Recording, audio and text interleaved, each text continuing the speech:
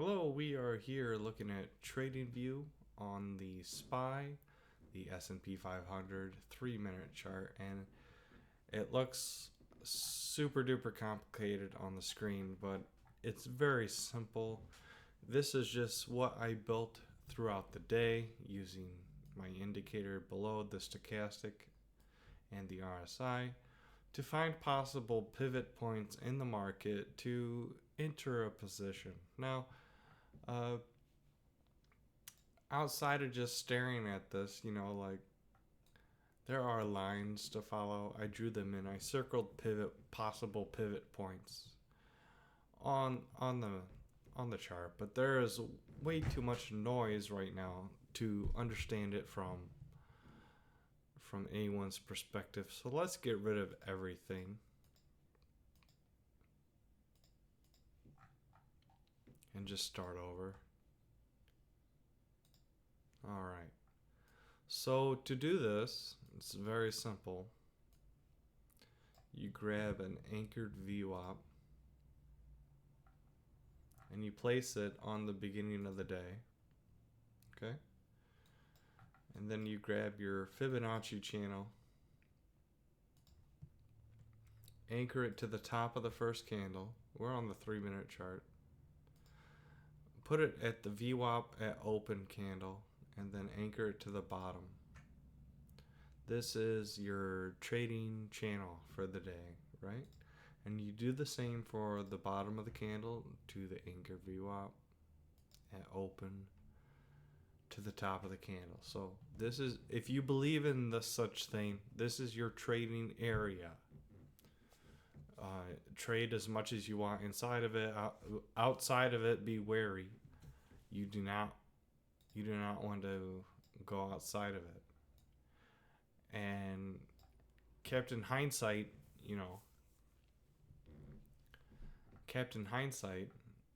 you can see that when we extended outside of the trading channel, it re-entered at the end of the day. So how do we capture these positions, and what can we do to figure out what's going on when it's outside of the channel? Well, you can put on previous day. Where are they?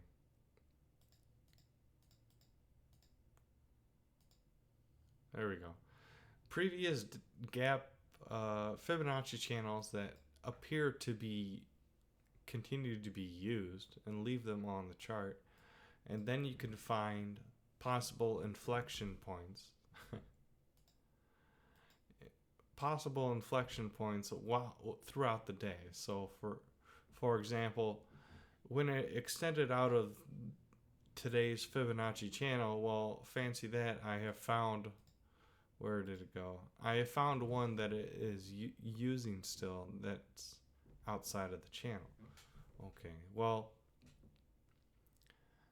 there is also this upper Fibonacci from another previous day that it also appears to be using while in this other previous day Fibonacci channel. So remarkable things can be done with this tool. But how do we capitalize on it? Well, when it leaves the daily Fibonacci channel, I mean, that's what I believe would be considered overextended, right? Here we are overextended, right? Just on the daily, if you believe in the channels, right? So right there could be an indicator to buy a put, for the day. Okay, well, what about down below? Look at that. We were overextended and it re-entered. So, but during the day, if you have something like a stochastic, you could capitalize on these moves by just saying, well, we're overextended and the stochastic is crossing down. We could ride this roller coaster to the bottom and perhaps take profit at the bottom. Okay? And the same can go on the other way, right? Here we have an inflection point on the two areas, right? Okay, there's a bunch of stuff going on right here, right? That's support, that's resistance, that's support, that's support, right? So you could take a position there. There's a cross up at the same time, a big candle letting you know things are going swell, right? And then boom, you're selling up here. Why are you selling up here? Well, you are outside of the trading area, and there is also a cross down. So we keep it simple. All right, you have your trading area for the day. You have your stochastic meter that just reflects momentum, um, pretty much. And you just wait for specific uh, positions, right? You don't make it complicated, right? So say we have our previous gap indicator going on too, right? We have our previous indicator going on too. What do we notice on this previous indicator? Well, resistance along this line, right? Well, that happens to be right here and right here. And then after this pop happens, it turns this line into support, specifically right here. Okay? And right here. So these channels can span multiple days if need be, if you find them, right? There appears to be some kind of upward channel that I have not found yet. You know, one that goes up, but I have not found that because it left the previous upward channel. So today was a negative day. Both channels were negative, right? If we just look at the two channels, both were negative. And if you didn't have the other channels from the previous days, well, you can just simply say we're overextended. Let's look at the stochastic to see if we could possibly enter a position. Here is a cross down and a cross down. Ride the roller coaster down, take a little bit of profit. Now I know for a fact I watched this option specifically because, like I said, I had my other resist line in here, so I was looking for a resist and big top wick, followed by a big red candle. That was the indicator to to go short, and yeah, there's also this line right here, that was also fought in the charts. You can see it right here. And then, of course, the end of the day,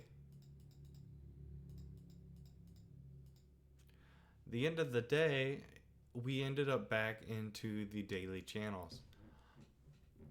Coincidence? I don't know. Is there a coincidence here, or am I on to something? Right? Where did they randomly bounce in the after hours today? And then, of course, VWAP comes into play. If you slap on some anchored VWAPs way back here from these previous gaps, like I said, I deleted everything. Let's just put one right here. There's another gap here. Another gap here. All right, let's go back to the beginning. There we go. See, we can see we have inflection points not only along these fib channels, but along these Anchored VWAPs. Well, this anchored VWAP also happens to line very closely to some Fibonacci channels that were being used previously. So I think I'm on to something. It's looking really good as a tool. For example, could you have caught the end of the day dip? Like, I mean, if you're brave enough to buy options at the end of the day, maybe even one day out for a quick trade, but you're looking at a cross down right here, the RSI cross down and the stochastic cross down and the failure of this line, right? But you're shorting into VWAP here, so that is also dangerous to do. It's pretty much the 10-minute imbalances anyway, so that's a roll of the dice gamble, if you ask me. But all the indicators, indicated down, so it was sort of not a gamble. But the amount that it moved, why did it move that much? I don't know. Maybe it was because these are the trading Fibonacci channels for the day. Now, the wild part is that it works on all stocks. Look, we're at GME, and I predicted the first pullback, and then I'm like, well, if the first pullback happened, there's multiple channels that were used. I had to use the adjusted channels.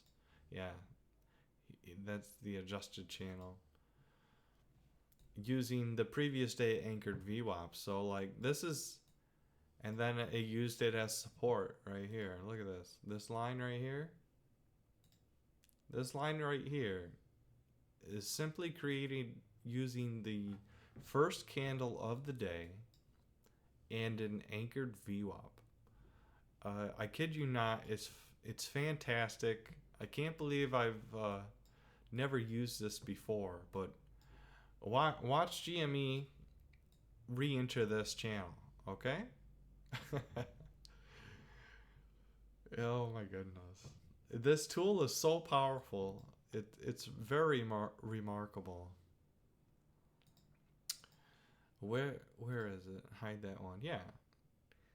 I was saying it's going to want 29.29 again, because this is the original daily channel. And I was saying it's like it's going to pull back to the daily channel, cuz I believe in the Fibonacci channels. And what do we have? We have a pullback here. Now, why it is squeezing so much, I don't know. Maybe there's another channel being used at the moment that I haven't found. All right, I'm just putting these on the dailies.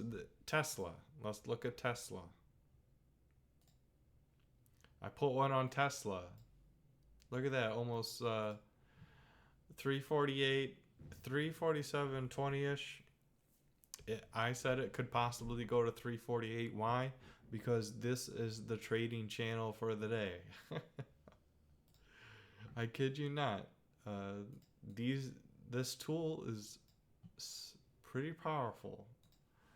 Like I said, top of the first candle, anchored VWAP at open, bottom of the first candle. Bottom of the first candle, anchored VWAP at open, top of the first candle. There you go. See?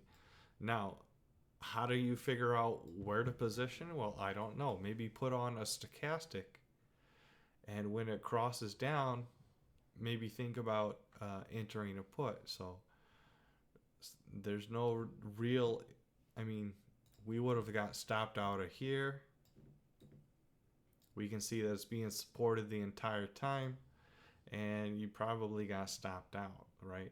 So we got a cross down here, which is right around here, resistance from this line, and it faked everyone out. It's like, no, we're going to push it a little bit higher, right? So it was not until the end of the day, cross down here, and a failure of these levels back in to VWAP. So Tesla, not so much. It doesn't look like Tesla. You may have profited right here, like if you're quick. But I mean, it's not a perfect scalping tool. You have to use your brain. You have to position accordingly. Like that. This was just. I mean, this would have paid right here. This would definitely have paid. You know, if you lost here and you lost here, but you tried again, that you won. You won big. You know what I mean? Like if you cut your losses quick, like you you possibly have to be watching the charts. This is not a long-term thing. This is just a daily thing. Maybe there's a long-term Fibonacci channel technique that I haven't figured out yet. But I'm sorry about the long video, but this is turning out to be a pretty interesting tool, and I may be possibly using it in the most incorrect way ever.